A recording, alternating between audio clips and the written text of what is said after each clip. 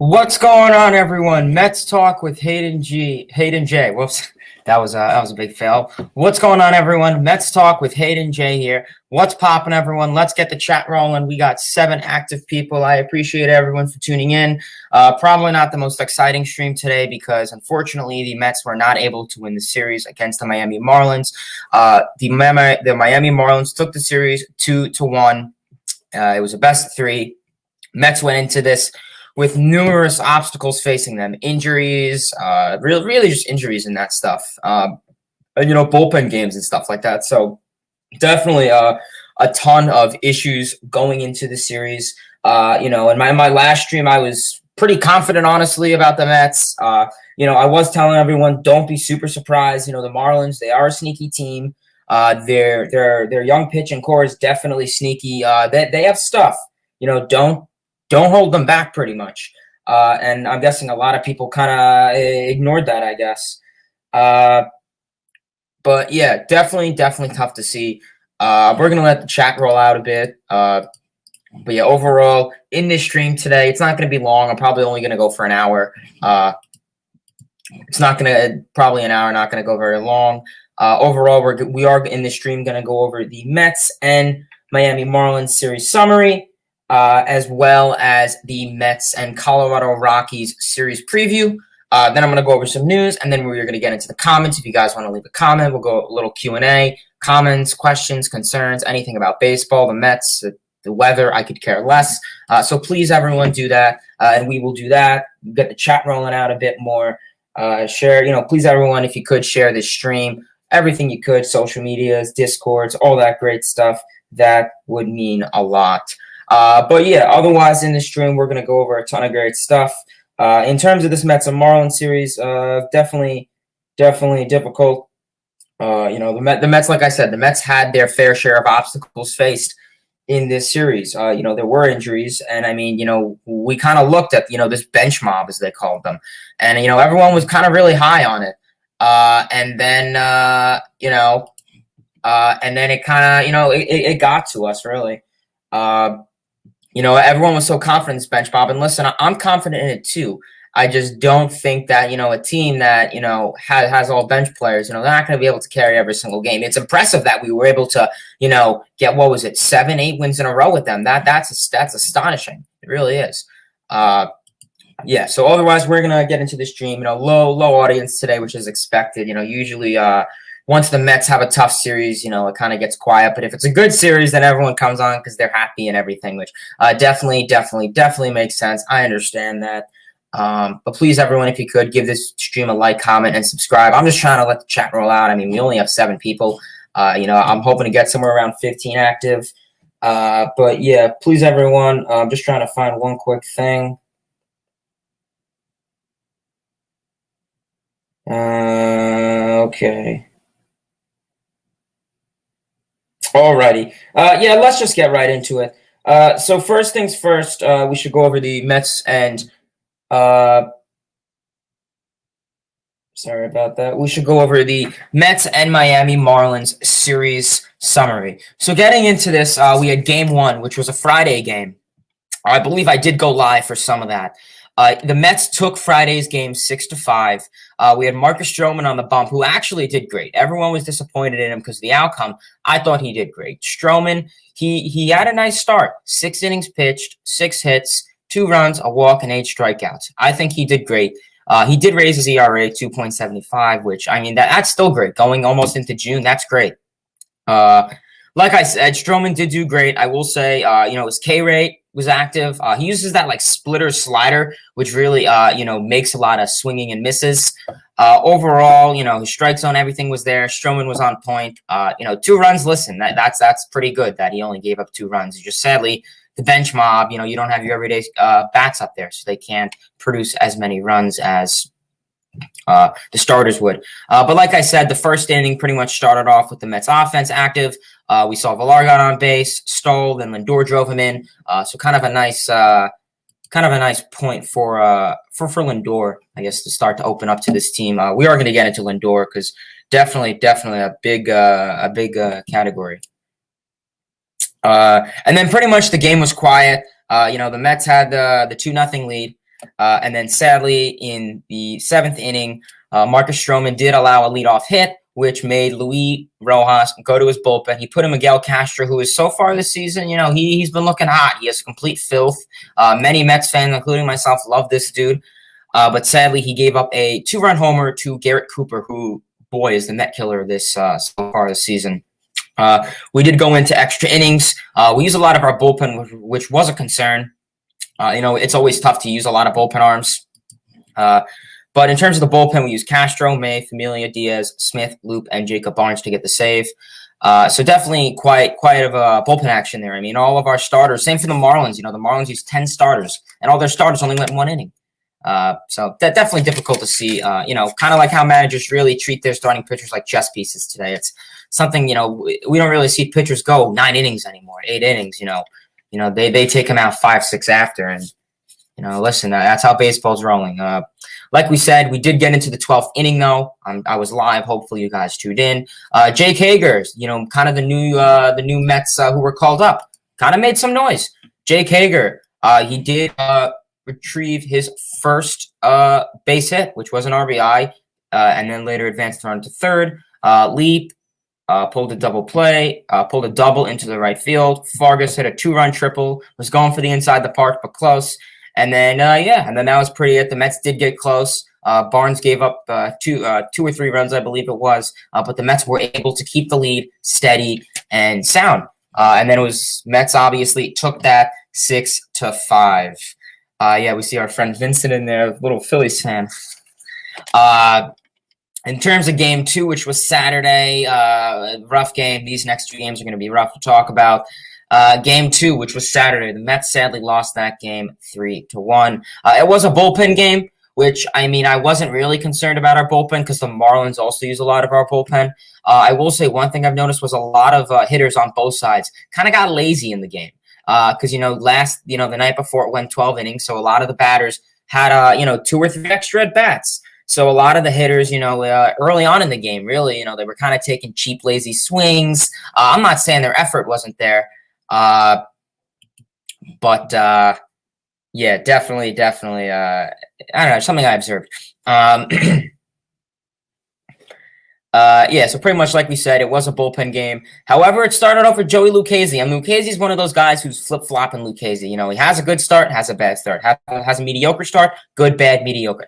That's something I noticed with him. Lucchesi did great. 4 innings pitched, a hit, 8 strikeouts. 8 strikeouts. He's usually a ground ball pitcher. So 8 strikeouts, that's pretty good for Lucchesi. Like we said, his curve was active and deadly. It was finding the plate every time. Usually that's the thing with the chair. Sometimes it has a command issue. It found the plate, and it was able to get strikeouts and really do everything that it was supposed to. Like we said, after that, Miguel Castro and Aaron Loop came in. They were solid, quiet, sound, no complaints. The Mets were able to come back in the 8th to tie it up. As we saw, the umpire, I forgot who it was. I think it was Tim Tibbins, I want to say. He was, definitely not. He gave the Mets a break a ton of times. I will say that with that Dom Smith 3rd strike, he called it a ball. And what happened after that? Dom Smith drove in a single to the right field corner to drive in Jose Peraza. So definitely, you can see how the umpires kind of are starting to get to this. And then, like we said, the bottom of the 9th, Juice Smith was on the bump with a runner on first, 2 outs. He needed 1 more K. Sadly, the Mets killer himself, Garrett Cooper, came up. He threw a slider right over the plate. Couldn't really get any action on it, and sadly, he hit it out of the ballpark where the Marlins walked it off. Garrett Cooper definitely had a terrifying destruction of the Mets. I'll say that he really got to the Mets. I will say that he really got to the Mets. In terms of Game 3, which was today, pretty recent, so I don't want to go too much into it. I'll go over the basic minutia of it. It was obviously Jordan Yamamoto starting off. I didn't take my notes for this. I was gonna look it off of MLB. in terms of these stats. So like we said, game 3, which was today, which was the rubber game of the series to decide who takes the win of this series. The Marlins have been a little hot with those series, I noticed. You know, they're 22-24 now after today. Mets are 21-19. 20, yeah. So in terms of today's game, as we know, the Mets could not get the W. The Marlins won this 5-1. The starter was Jordan Yamamoto for the Mets. He had a struggle. 4 innings pitched, 6 hits, 5 runs, 4 of them were earned, 2 walks, 2 strikeouts, 6.75 ERA. He did get the loss today, sadly. And I don't really know what happened with him. I mean, this was his second start in the major league with the Mets this season. He was facing his former team, so maybe that had something to do with it. I mean, you know, Yamamoto, I mean, I'm not saying he's MLB ready or not. He has low velocity. His stuff's deadly, but it has low velocity. So, you know, it has more time for the batters to think before it reaches the plate. So that's really what it came down to with that. He gave up pretty much the first inning was quiet, and then the second inning came in, and he kind of, you know, had some issues.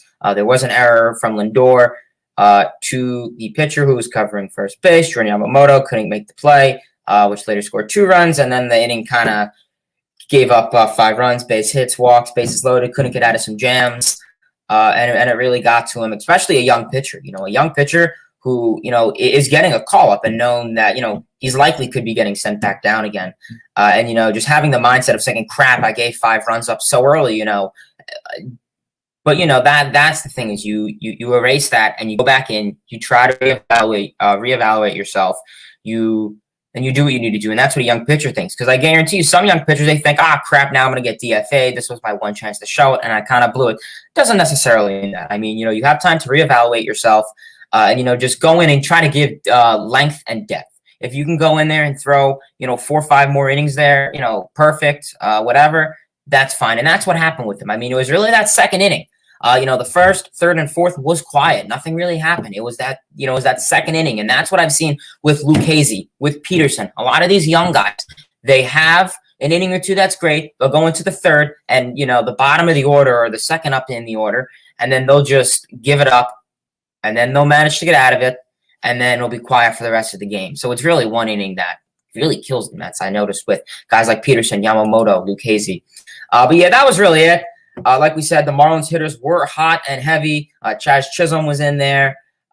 Jesus Aguilar was active. You know, these guys are starting to get up there with the Marlins. You know, don't underestimate the Marlins. But then in terms of the Mets, otherwise it was quiet. They put in Robert Gsellman and Yancy Diaz. Pretty quiet with them. No runs. 3 strikeouts for both of them. Pretty quiet. And that was really it. Honestly, Mets RBIs, we only scored 1 run. And it was from Tovar. Yeah, and that's really it with the Mets and Marlins series. Definitely rough to see. You know, it's unfortunate that this is how it came. I was kind of hoping, you know, this would be a nice, easy series. But the Marlins, they always find a way against the Mets. But, you know, now looking ahead, that is the Mets and Marlins series preview. Now looking ahead, we are going into a 4-game series with the New York Mets and the struggling Colorado Rockies. Rockies have been a big oof this season, you could say. The Rockies are in town, who, as we know, the Rockies are kind of notorious these last couple months and years for struggling on the road. The Rockies are 2-17 on the road. 2-17. That's not too good. And like we said, Monday will be game 1 at 7:10 at Citi Field. Be David Peterson on the bump. Honestly, my goals for Peterson are basic. You know, give depth, give length, continue with his stride. You know, keep that command and strike zone good. Limit the walks. I mean, as any pitcher, you know, you want to limit walks. You know, pretty much. One thing I've noticed is he really gets killed with that 4-seamer. So try to go out there with like a sinking pitch that kind of breaks towards the left hand over the plate. We've seen that kind of has worked for him. And yeah, keep the ball over the plate. Simple as that. That's all he could do. And have confidence in his defense. You know, Peterson, he's a young pitcher. He's a ground ball pitcher. So, you know, have confidence in your defense. It's likely Rojas is going to put. I mean, I would say Rojas would be putting his defensive guys out there, but that's all we have left because of injuries. So definitely probably going to see, your defensive guys out there, obviously, even though they are the only guys. So that'll be the starter for the Mets for game one. In terms of the Rockies, it'll be Austin Gomber. And if that name sounds familiar, well, he was a part of the Nolan Arenado trade from the Cardinals to the Rockies. And so far, he really hasn't been worth it. We see he's been pretty oof this season. 2-4 record, 4.96 ERA, high walk rate, and tremendous with the ball, walk, strikeout ratio. Not really a good pitcher, especially if you're comparing him to a trade with Nolan Arenado. So hopefully the Mets can get to him. If his command isn't there, I mean, that's one thing. The Mets, you don't want them to be free swingers, striking out a lot. But that's one thing. In terms of game two, which will be at 7:10, the Mets' likely starter will be Jacob deGrom. Jacob deGrom is back from the IL. Actually, it is official. I saw SNY had a tweet per Mets fan favorite Andy Martino. He put out a tweet pretty much saying that deGrom is set in stone for Tuesday's game. Always great to see deGrom back. We know he had his little injury with his lat tightness in his right leg, I believe it was, because I'm pretty sure Walker was his left leg. So see a little combination there. But deGrom is, I don't want to take it with a grain of salt. It was against a single A team. deGrom destroyed the Palm Beach Garden Cardinals in the single A team. This dude, just looking what he did here. This dude, 8 out of 10 batters were striked out. 3 scoreless innings. The 2 balls that were in play were a ground out and resulted in an error from the defense. And luckily, they were able to give deGrom run support. So that was interesting. So deGrom, his velocity's back, 102 miles per hour against single-A ball players. I feel bad, but I also don't because it's deGrom. It's a beauty to watch. So it'll be deGrom in the bump. I think it'll be fine. I believe he did face the Rockies in Colorado. I don't know if he was eligible for the win in that because I think they didn't score in time or something. I don't know. But that's with deGrom. And then the Rockies will be Chichi Gonzalez, who the Rockies, they really don't have much starting pitching depth. He's also been 2-2 on the season, 4.54 ERA, 1.3 whip. Like I said, low velocity, low chase rate. I will say the fastball does have some spin on it. But like I said, kind of like with Yamamoto, with low velocity, it's really not going to help that much with it. And obviously, the most important thing for this game is run support. Hopefully we can get deGrom run support. That really is the one thing I really want for this team is to give deGrom run support. Please, just 3 runs. If you give the dude 3 runs, I guarantee you deGrom can go. I don't know how many innings deGrom's going to go, of course, because, they're going to want to be cognizant of he's coming back. You don't want to use him. You don't want him to get hurt again. If this dude goes 5-6 innings, which is likely, who knows? If he's pitching solid, if he's pitching a perfect game, no hitter, a one hitter, he'll probably go a fair amount of innings. So that, you have to give him time and you have to give the Mets, they have to. So in terms of game 3, which is on Wednesday at 7:10, we have Marcus Stroman on the bump, who we recently just saw in the Mets and Marlins series. And pretty much, like I said, my accommodations and rules and expectations for Stroman are basic. He's a ground ball pitcher. We know that he's using that splitter slider. Try to occupy that more so it falls over the left hand of the plate to result in more swinging and misses to lead to more strikeouts. Like I said, pretty much basic like that. Like we said, he's coming off his last start where he had 8 strikeouts, which was pretty astonishing for Stroman. But that splitter slider or whatever that is, that pitch is really helping him out. And then, like we said, that's with that. But pretty much keep the ball to the fielders, of course. Let them field it. Let the defense do their job. You could throw one down the middle of the plate. Have confidence in your defense. You have your defensive adjustments out there. You have Lindor. You have Villar. Have confidence in your defense. Simple as that. And maybe 6-7 innings would be nice for Stroman to give the bullpen a break. I really feel we've been using this bullpen a lot. Like we said, for the Colorado Rockies, we will have German Marquez, who, like I said, the Rockies they really don't have any starting pitching. He's probably their best starter pitching with a 3-4 record. 4.82 ERA, 1.5 whip. That's the best pitcher on the Rockies, I'm afraid to say. Like we said, high walk rate, low chase rate, average velocity, barrel percentage contact is high, so we are going to expect a ton of pop flies, grounders, balls in foul territory, all that great stuff to make fans get souvenirs. And pretty much that's really it. We are going to see a ton of hits, hopefully off the Mets, especially if this team could score runs. Well, it's not the Grums. They probably will. And then the last game of this series, Game 4. It is a 4-game series. I kind of like this. I always enjoy the out-of-league division. We don't really get to play the Rockies, the Diamondbacks, the Dodgers a whole lot, so I like to see these. Game 4, which is a Thursday at 7:10. Early start, don't know why. Perhaps they're going on the No, they're not playing on the road, but maybe the Rockies are going back on the road. And I know MLB has rules and expectations, not because of COVID, but they have to leave at a certain time. I don't know. I'm guessing that's new. It could be because of COVID. It could not be, however. So Game 4, 7:10. Mets starter is unknown. Would be Walker, but obviously we know he is out. He is on the 10-day IL. Likely openers, maybe you could consider a guy like Sean Reed-Foley, Miguel Castro, or Joey Lucchesi. I think with Lucchesi is he just came off a nice start. So is he going to be that, flip-flopping Lucchesi? That's the big question.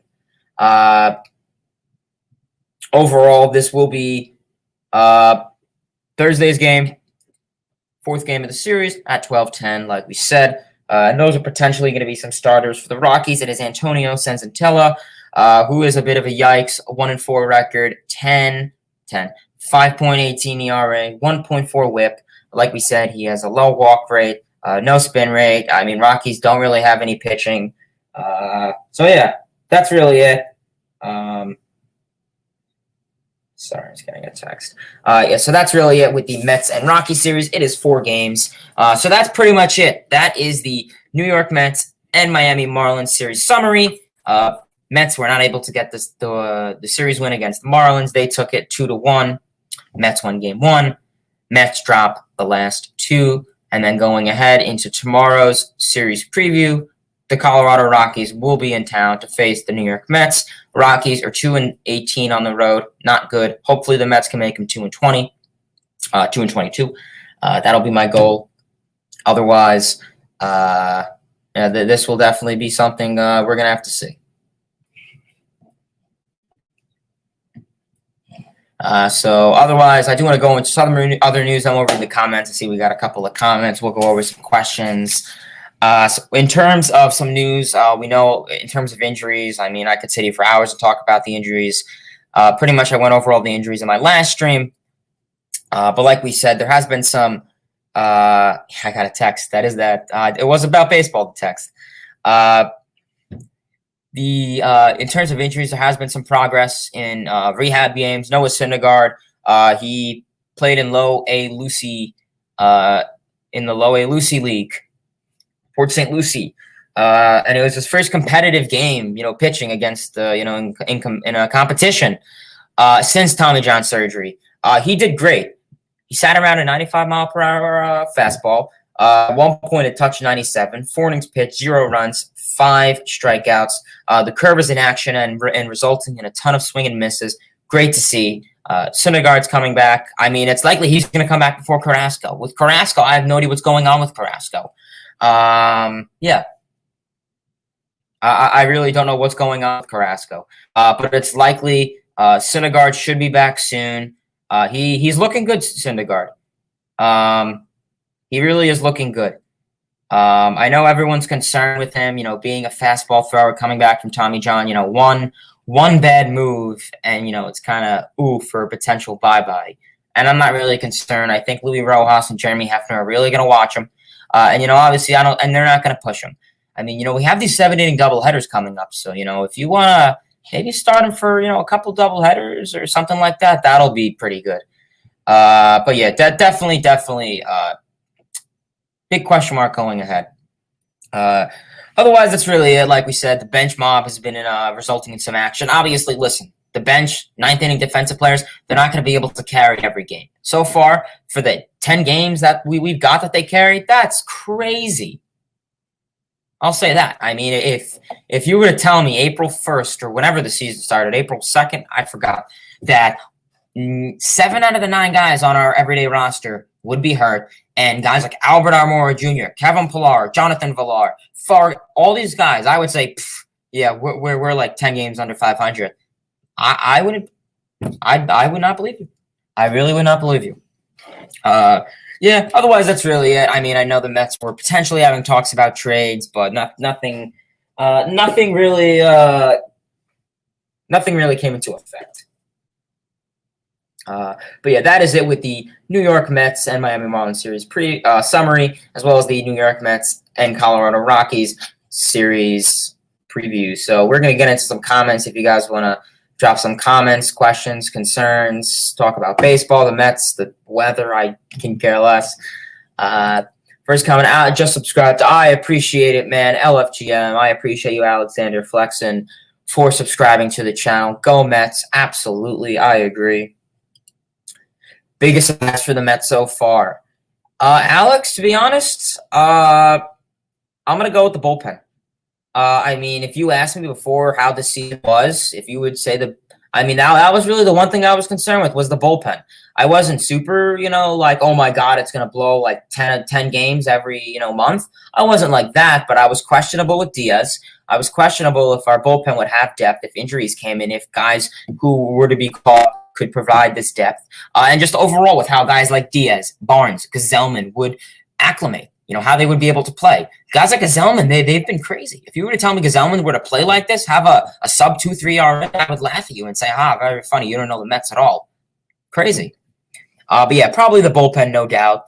Yeah, I think the bullpen's fair. I mean, the injuries were kind of a surprise. I mean, I think we all suspected some guys to get injured, guys like Brandon Nimmo, who, had some spinal neck issues in the past.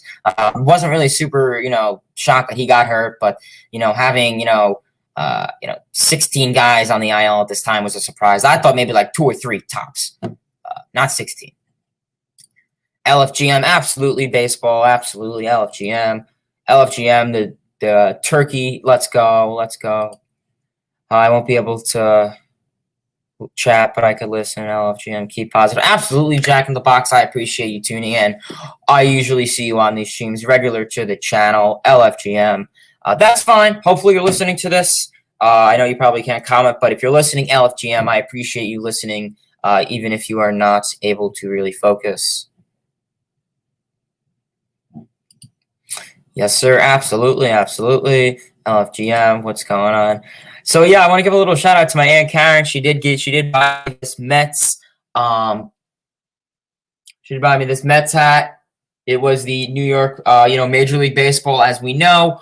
For Armed Forces Day last week, they did have these hats, camo hats with the logo on it. So, all teams had it. So, the Phillies, they had it with the Phillies hat on. So kind of nice for the honoring the military and Armed Forces weekend, which was last week when I think we were in Tampa. So I'm sure if you guys watched any Major League Baseball, all the teams had them on. So pretty nice that Major League Baseball does this. So shout out to my aunt. Please, everyone, if you want to drop a comment, whatever you guys do, round of applause or whatever you people comment, like LMAP or whatever. So please do that. Big appreciative. The hat is dope. Of course. It's a shame Wheeler couldn't throw a complete game. Yeah, last I checked, he was doing good and Phillies were up, like 4-0. Tough loss. Oh, yeah, the Mets. Yeah, definitely tough loss. Definitely tough loss. Zach Wheeler has proven he's elite and as ace. Yeah, definitely unfortunate to see Brody Van Wagenen trade him away like that. I'll tell you that. He's probably been one of the Phillies' best. He is the Phillies' best starter at this rate. When I saw the score today, when I saw it said 4-0, I was like, oh, Wheeler must be up then.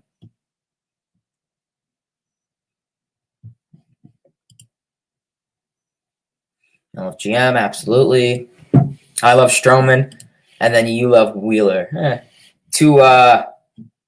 One current Met, one former Met. Now, the thing is,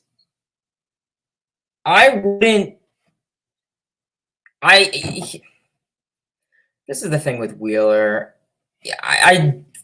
It's really tough to explain. Personally, I think I probably would have kept him, to be honest with you. I think it was silly we let him walk. I think, looking back at 2014, when we had a rotation possibly consisting of a guy like DeGrom, Syndergaard, Harvey, Wheeler, and then that, maybe like Mats or, be flexible at the fifth spot, it would be amazing. I mean, right now, let's say we still had Wheeler, DeGrom, Wheeler. Wheeler, what is Wheeler on the Phillies? What is he, their third or fourth? He's their second starter. Could be their first. I want to say it's Aaron Nola's their first. Phillies have been a surprise so far. Everyone was saying, oh, the Phillies are the same team. But, 2019, they finished, 2 games under? Their bullpen was pretty bad last year, but they made some bullpen adjustments. You're a Yankees fan, Vincent? Pretty fair. I love GM, absolutely. Like the Hatman, absolutely, of course. Whatever. Yankees win. Yeah, I saw they swept the White Sox. Showman has been pretty good. Yeah, I've been liking what I've seen out of him. Hopefully, he can go more innings. Like I said, he's using that splitter slider. He's really, been occupying that splitter slider, and that's been resulting in more swinging and misses, and it's been helping him. It's not that I don't trust the defense, but I really think that these ninth inning defensive guys like, Pilar. They were everyday starters, but that's not going to be their role coming ahead. Garrett Cooper is a boo. Yeah, definitely the Met killer.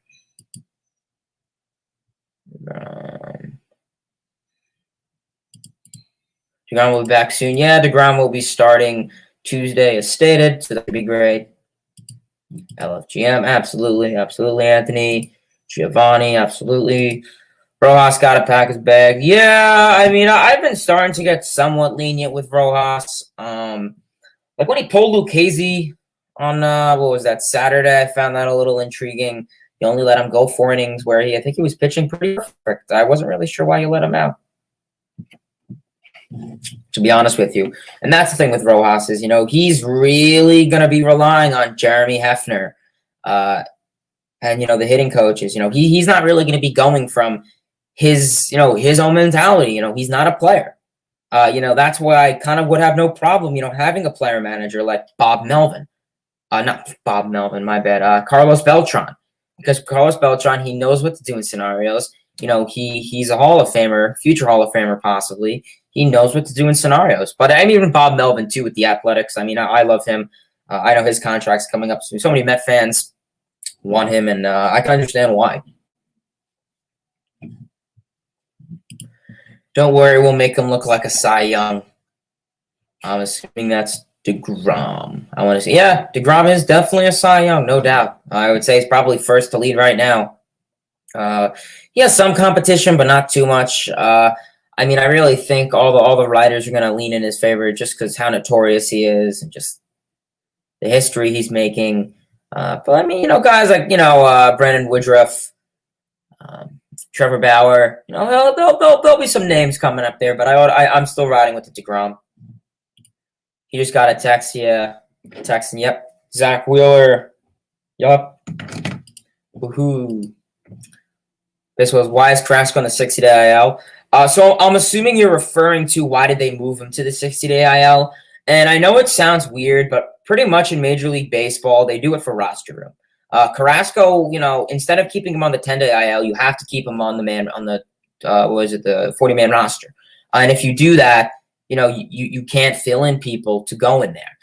So putting him on the 60-day IL takes him out of the 40-man roster. So you could put someone in to start. So whether it's a pitcher, whether it's someone like Yancy Diaz, or whether it's a position player like Jake Hager. So that because it'd be pointless. If Carrasco's not going to come back till June, July at this point, why would you keep him on the 10-day? Put him on the 60-day IL. 60 days. It doesn't mean 60 days. It can mean 20 days. It could mean a year. But overall baseball, it's really just for roster room. It doesn't mean it's getting worse or better. They did the same thing with Lugo, so it's not a concern. I know it sounds bad, it looks bad, but it's not. It's great news. That's great news. We really need these guys. Yeah, Yamamoto. He's young. He's like 24, 25. He has time to develop.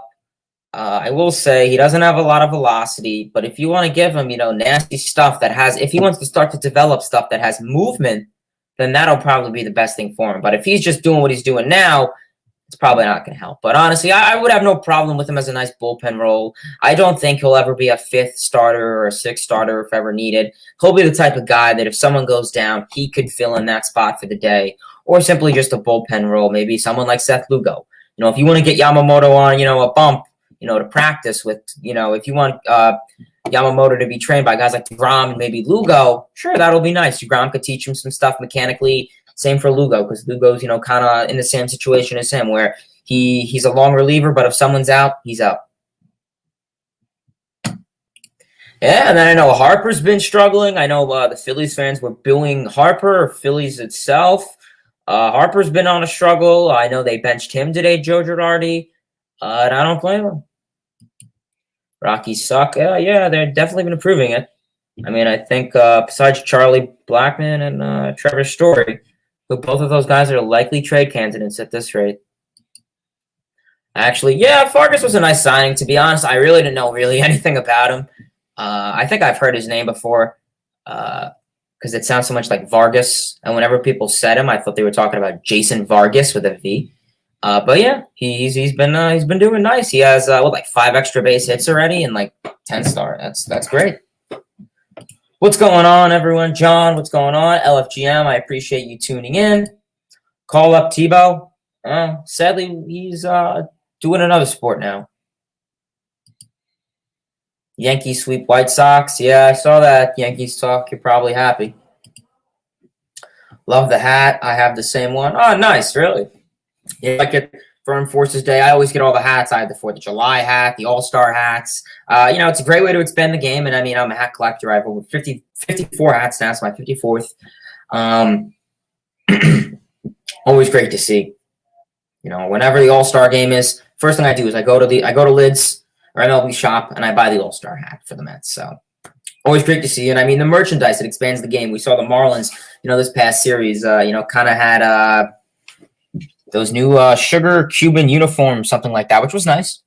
Nice for the cultural, whatever you want to call it, honorable culture.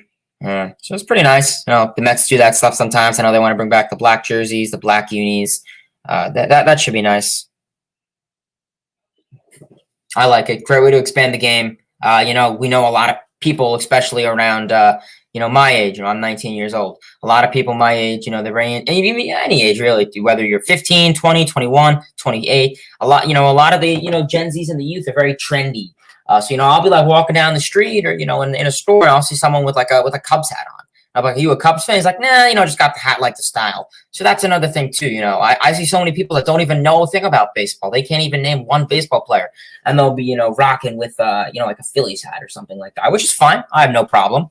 But, people are probably going to boo you depending where you are, and think about the game, which, that makes sense. I wear my Angels hat in public and people like, oh, Mike Trout out, former Albert Pujols, all that stuff. And then, it's like, I'm a Mets fan, but I just have the hat. And they're like, seriously? I'm like, yeah. And they're like, okay. But please, everyone, please feel free to give the stream a like, comment, subscribe. We're going to go over a couple more comments, call it a stream shortly. I do have some stuff to do. But overall, we did have a great audience. I'm not going to lie. I think we had a high at one point of 12. Usually around this time, it kind of gets quiet, especially if the Mets have a rough series, it kind of gets quiet. But yeah. From Anthony, what's the biggest upset for the Mets so far? Probably the injuries. I'd say the injuries are an upset. Our pitching's been great, starting and bullpen. Probably the injuries have really been killing us. And it's all of baseball. Stanton's out, Bellinger's out, Yelich was out, on and off. So many guys are out. But I think the Mets definitely got the best of it. We're kind of like the 2020 Yankees, where the Yankees had 3 guys on their everyday roster that was around. Everyone else got hurt. Judge got hurt. Stanton got hurt. Urshela got hurt. Torres got hurt. LeMahieu got hurt. It's kind of like with the Mets.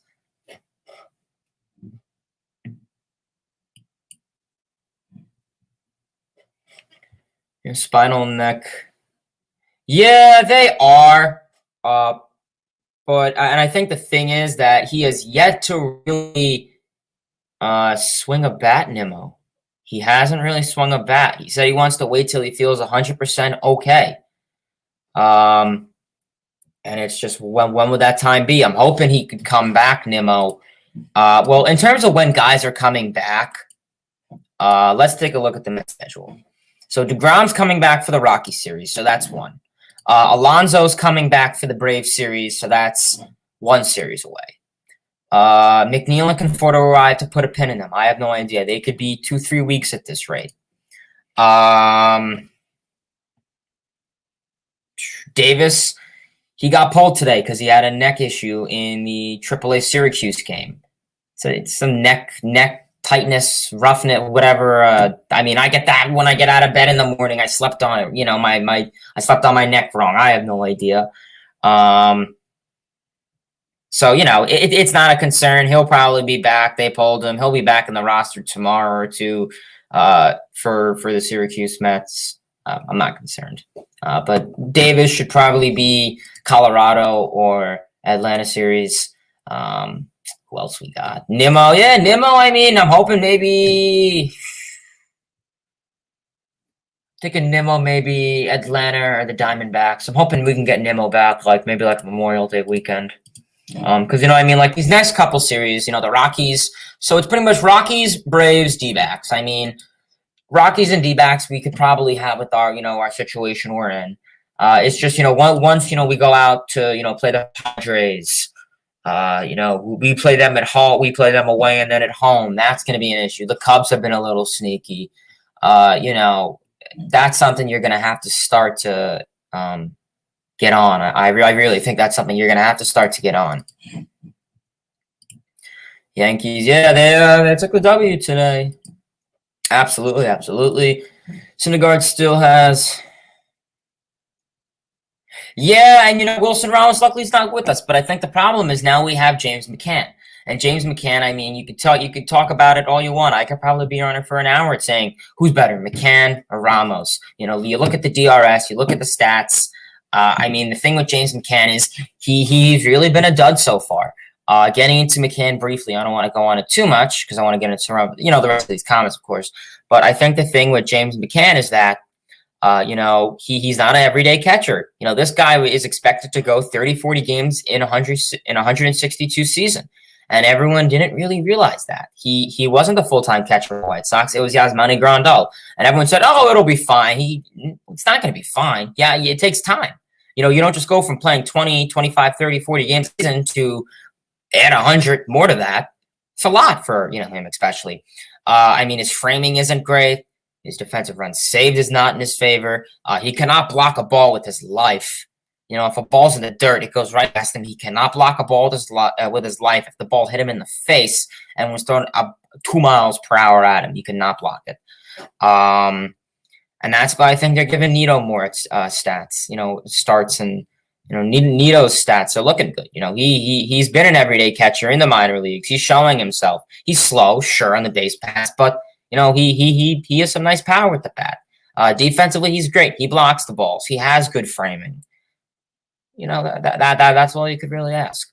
And I really think you should start putting Nito in more time, split the difference.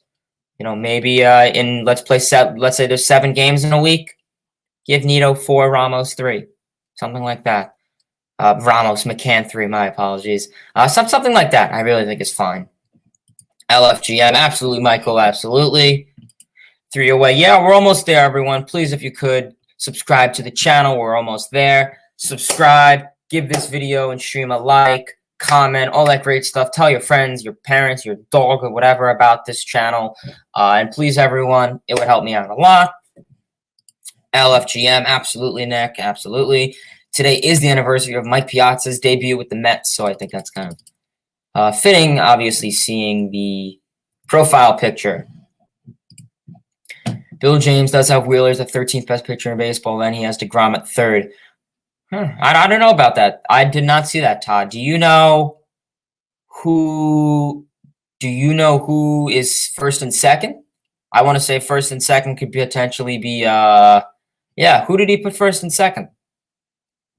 I'm very curious. Thoughts on the All-Star game? Baseball's what's going on. Thoughts on the All-Star game? I don't know if you're asking on why it got moved. I don't really want to go into that. But the All-Star game in general, I don't nice. It's it's an American classic. To have a week off from baseball to have this event. The All-Star game, the All-Star Futures game, the Home Run Derby. It really is. It's great to help expand the game. Get excitement out there. I enjoy it. It's nice. It really is. Who's going to be the All-Stars for the Mets? I don't know if that was your question. As of right now, it's kind of questionable. I mean, baseball itself, everyone's a lot of injuries. And I think looking at the All-Star game, it's really a popularity contest at this rate. I mean, Mike Trout could be, let's say Mike Trout has a 200 batting average right now. I guarantee you he'd still make it. It really is really just popularity contest, I feel, at this rate. But I mean, in terms of popularity, DeGrom popular apart. I mean, everyone knows DeGrom. He's the best pitcher in baseball. I mean, I know that Bill James person or whatever his name was made a secret, but I hate to break it to whoever it is. DeGrom is the best pitcher in baseball. Statistics back it up. He's getting older and he's getting better. He's a fine wine. Justin Verlander 2.0, probably better than Verlander at this rate. But yeah, I mean, DeGrom could definitely make it. I could see Alonso making it. I mean, his power's there. I mean, everyone likes to see power and home runs and balls fly. And if Alonso's in Coors Field, where Coors Field is notorious for the Coors effect, I think that's likely. I mean, Alonso's probably going to be in the home run derby. He'll crush bombs. I'd like to see a Vlad Guerrero Jr. and Pete Alonso Part 2 duel. So I definitely could see Alonso making it. His defense is pretty solid. Great positive DRS. And his bat, listen, I mean, I think the thing now that we know that he had that little wrist injury, I think that's why he has been not, having less swings. And that's why he's been kind of just standing there taking pitches. And, when he does swing the bat, he said that it hurt. So now I think now that we know Alonso will be safe, back, and secure, and fully 100% healthy in this Atlanta series following the Rockies series, I think he'll be able to, start getting more hits, home runs. I'm not concerned with Alonso. I still think he'll make the All-Star game. All the baseball fans love him. Absolutely. Yeah, but pretty much so pretty much I got DeGrom, Alonso, say McNeil, but I don't know when he'll be back. But really right now, if you ask me who's the All-Star right now, I'd say DeGrom, Alonso, Edwin Diaz,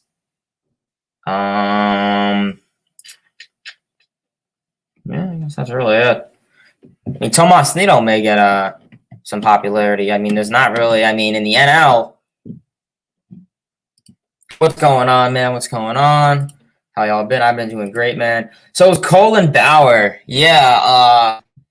I don't know who this person is, but what'd you say his name was? Bill James. I want to write that down because I'm gonna have to look at that. That's interesting. I didn't.